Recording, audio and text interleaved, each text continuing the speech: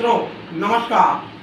3 दिन से प्रधानमंत्री नरेंद्र मोदी दो बातों का जिक्र बड़े जोर शोर से कर रहे हैं।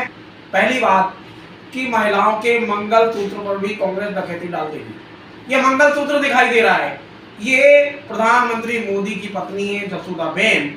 इनके मंगलसूत्र की जिसने रक्षा नहीं की वो देश की महिलाओं के मंगलसूत्र की रक्षा की बात कर रहा है। दूसरी बात, मोदी जी कह रहे हैं कि कांग्रेस ने सभी की संपत्ति का सर्वे कराने की बात कही है घोषणा पत्र में।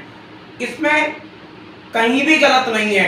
मोदी जी ने 50 लोगों को हड़काकर संपत्तियों के मामले ईडी में ले जाकर, आईटी में ले जाकर, सीबीआई में ले जाकर अपनी पार्टी में शामिल कर दिया। ऐसे 50 हड़काए लोगों में से 25 लोग लोकसभा चुनाव लड़ रहे हैं, बाकी लोग विधानसभाओं में बैठे हैं। कुछ उप मुख्यमंत्री हैं, कुछ मंत्री हैं। देश भर में ऐसे हड़काए हुए 50 से अधिक लोगों के माध्यम से मोदी जी जिन पर भ्रष्टाचार के आरोप लगाते, जैसे एनसीपी के नेता उप मुख्यमंत्री रहे अजीत पवार, आजकल एनडीए सरकार की महाराष्ट्र में शोभा बढ़ा रहे हैं, उप मुख्यमंत्री हैं। नारायण राणे जिन पर आरोप थे वो शोभा बढ़ा रहे हैं। अशोक चौहान कांग्रेस के नेता जिन पर आदर्श घोटाले का मामला था वो कांग्रेस बीजेपी के राज्यसभा सदस्य हैं। ग्वालियर के महाराजा कहलाने वाले ज्योतिरादित्य सिंधिया, इन पर क्या आरोप है क्या आरोप नहीं है, लेकिन सरकार गिराने में इनका क्या रोल है। जिस तरह से विधायकों की खरीद फरोख्त हुई वो सबके सामने है। इसी तरह से उत्तर प्रदेश में बात करें,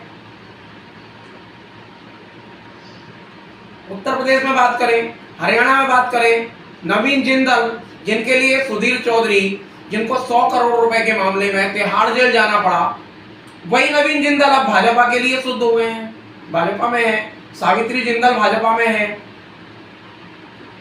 उत्तर प्रदेश में जतिन प्रसाद हैं।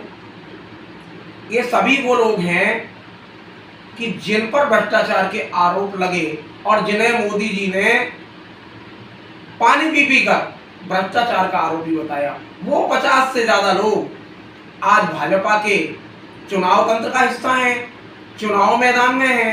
कोई लोकसभा लड़ रहा है, किसी को राज्यसभा में भेज दिया गया, किसी को उत्तर प्रदेश में मंत्री बना दिया गया, बंगाल में मंत्री बना दिया गया, शुभेंदु अधिकारी हैं, ऐसे नाम। तो सर्वे की बात अगर कांग्रेस ने घोषणा पत्र में कही है तो बिल्कुल सही कहा है। कांग्रेस निचले स्तर पर भी फैले भ्रष्टाचार को उजागर करना चाहती है। मोदी जी ये कहते हैं कि ना खाने खाऊंगा ना खाने दूंगा। कांग्रेस भी देश भर में पहले एक पटवारी छापा पड़ता है तो 3.5 करोड़ की संपत्ति निकलती है। ग्वालियर नगर निगम के प्रदीप वर्मा पर छापा पड़ता है तो 5 करोड़ की संपत्ति निकलती है। किसी टीआई के यहाँ छापा पड़ता है तो 20 करोड़ का हो जाता है। आईएएस अफसर पकड़े जाते हैं तो वो 100 करोड़ के हो जाते हैं। तो ऐसे में कांग्रेस ने अपने घोषणा पत्र में ये जो कहा है कि संपत्ति का सर्वे कराएंगे, बिल्कुल सही बात है। ऐसे अफसर मौजूद हैं जिनके एनएचएआई के अफसर मौजूद हैं जिनके पास आधा दर्जन संपत्तियां हैं, नौकरी 10 साल की हुई है, आधा दर्जन संपत्तियां कैसे पैदा हुई हैं। तो ये भ्रष्टाचार के मामले हैं जो उजागर नहीं हुए। जब संपत्तियों का सर्वे हो जाएगा तो सारे भ्रष्टाचार के मामले उजागर होंगे। जब भ्रष्टाचार के मामले उजागर होंगे, भ्रष्टाचार के मामले उजागर होंगे तो देश में भ्रष्टाचारियों का पैसा सरकारी खजाने में आएगा। तो कौन सी गलत बात कह दी। मंगलसूत्र के पीछे अड़े हुए हैं। मोदी जी का कहना है कि संपत्तियों का सर्वे हो जाएगा तो जिनके बच्चे ज्यादा हैं उनको सौंप दिए जाएंगे। अरे मोदी जी, आप भी तो अपने पिता की 6वीं संतान है। अमित शाह भी अपने पिता की 6वीं 7वीं संतान है। आपके योगी जी की भी वही पोजीशन है, ये भी अपने पिता की लगभग 8वीं संतान है। तो भाई जब 7, 8, 6 वालों की लाइन बीजेपी के टॉप में नेताओं में शुमार है तो भाई इसका मतलब कि संपत्ति में आपकी भी हिस्सेदारी होगी। तो ये जो कहना है ये बिल्कुल गलत है। दूसरी बात, ये भारत का राष्ट्रीय ध्वज है, ये राष्ट्रीय ध्वज,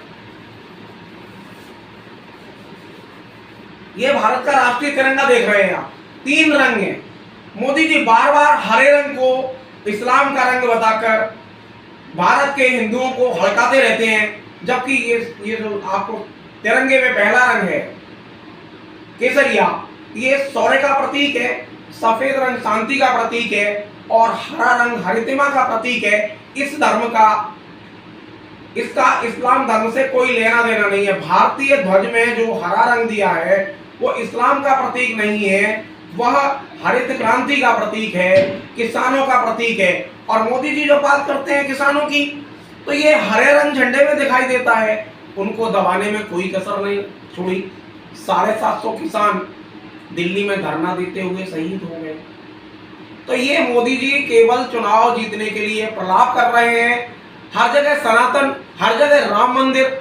अरे धर्म नहीं हो गया, धर्म तो 364 दिन पालन किया जाता है। मोदी जी 5 साल में केवल 2 महीने धर्म पालन करते हैं, सनातन का डंका बजाते हैं, बाकी दिन शांत रहते हैं।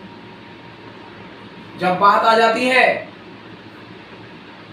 सम्मान की, तो नारी सम्मान की बात करते हैं। जो अपनी पत्नी, मतलब वो भी तो नारी है, उनका सम्मान नहीं कर सके तो ये किसका सम्मान रखेंगे? सम्मान की बात है तो जो अपनी पत्नी का सम्मान नहीं रख पाया। भारतीय सनातन संस्कृति में एक बात कही गई है कि जो पत्नी को छोड़ के जाता है वो नरकगामी होता है। ये सनातन कहता है, ये जौहर देश नहीं कहता, सनातन कहता है। किसी भी व्यक्ति से अगर आपको शंका और समाधान हो, आपको शंका हो मेरे कहे में, तो आप किसी भी सनातन के दिग्गज जानकार से आप पता कर सकते हैं कि पत्नी को छोड़कर जाने वाला नरकगामी होता है या नहीं, या उसको क्या कहा जाता है। ये शब्द हम यहाँ उच्चारित नहीं करना चाहेंगे, लेकिन आप समझ लें कि उसके लिए जिस शब्द का प्रयोग किया जाता है वो शब्द सांस्कृतिक रूप से कहना यहाँ संभव नहीं है, कि सीधा सीधा आक्षेप होता है। मित्रों आप देखिए, ये जो बात है, ये हरा रंग, बार बार कहते हैं हरा रंग। अरे हरा रंग तो भैया जी हरितिमा का प्रतीक है, किसानों का प्रतीक है, प्रकृति का प्रतीक है। तो मित्रों ये मंगलसूत्र वाले प्रधानमंत्री मोदी जी जब अपनी पत्नी का मंगलसूत्र नहीं बचा सके, तो आम भारतीय महिला जो देश की आधी आबादी है उसका मंगलसूत्र कैसे बचाएंगे? और मंगलसूत्र पर डकैती तो इस देश में मुगल नहीं डाल पाए, दिल्ली सल्तनत नहीं डाल पाया, नादिर शाह नहीं डाल पाया, अहमद शाह अब्दाली नहीं डाल पाया, तो कांग्रेस की क्या विसात है? मित्रों चुनाव में मतदान की दूसरा चरण है 26 को, तीसरा चरण 7 को है, फिर 13 को है। ऐसे ये 7 चरण हैं। इन चरणों से पहले बहुत कुछ सुनाई देगा, लेकिन इतना जरूर है कि राजनीति का स्तर जितना पिछले 1 दशक में शब्दावली में गिरा है उतना कभी नहीं गिरा। सीधे सीधे मुसलमानों को घुसपैठिया कहना। देश के 17 करोड़ मुसलमान इस देश में निवास करते हैं लगभग। आप आज ब्लैक एंड व्हाइट में सुधीर चौधरी ने कहा कि 2010 में 21 IAS मुस्लिम समाज से निकल कर आए, 23 निकल कर आए, 33 निकल कर आए। अब सीधी सीधी बात एक बात करें, आज की डेट में इस साल 51 का आंकड़ा है, पिछले साल 50 का आंकड़ा था। तो मित्रों सबका साथ सबके विकास में सांसदों की संख्या इतनी, जो IAS बनता है वो अपनी मेहनत से बनता है। ये आप जामिया मिलिया को गाली दे रहे थे। जामिया मिलिया वही संस्थान है कि जिसने मुस्लिम युवाओं को ही नहीं और वर्ग के युवाओं को भी प्रशिक्षण देने का काम किया है। और उसी संस्थान से पढ़े लिखे युवा, मुस्लिम युवा, इस्लाम को मानने वाले युवा IAS में सफल हुए हैं। ये संस्थान आज 50 दे रहा है, इसके पीछे मोदी जी का कोई योगदान नहीं है। भाजपा सरकार का 1 दशक में कोई योगदान नहीं है। ये योगदान है इस्लामी जामिया मिलिया विश्वविद्यालय का। उसका सोच है, सोच के साथ आगे बढ़ रहे हैं। और आपका सोच ये है कि आप अपने 425 सांसदों की सूची में महज 2 लोगों को टिकट देते हैं, एक सौमित्र खान को बंगाल में और दूसरा अब्दुल सलाम को ममल्लपुरम में। उत्तर प्रदेश में जहां 15% से ज्यादा आबादी है, आपको एक भी मुस्लिम कैंडिडेट नहीं मिलता है, क्योंकि वहां आप हिंदू हिंदू करके वोट कबाड़ना चाहते हैं। तो ये सबका साथ सबका विकास जवान पर है। जैसे कहते हैं ना, एक कहावत है ना, मन में राम मुंह में राम बगल में छुरी। इनके साथ वो ही बात है यहाँ कि सबका साथ सबका विकास की बात का ढोल पीटने वाले जब जमीनी धरातल पर राजनीतिक हिस्सेदारी देने पर आते हैं, तो हिस्सेदारी देने के नाम पर 425 सांसदों की सूची में महज 2। तो कैसा सबका साथ सबका विकास। और आज मोदी मीडिया मिस्टर सुधीर चौधरी जो नवीन जिंदल के मामले में 100 करोड़ के लेन देन के मामले में तिहाड़ जेल तक जा चुके हैं, वो आज मोदी जी के लिए सफाई देने खड़े हुए हैं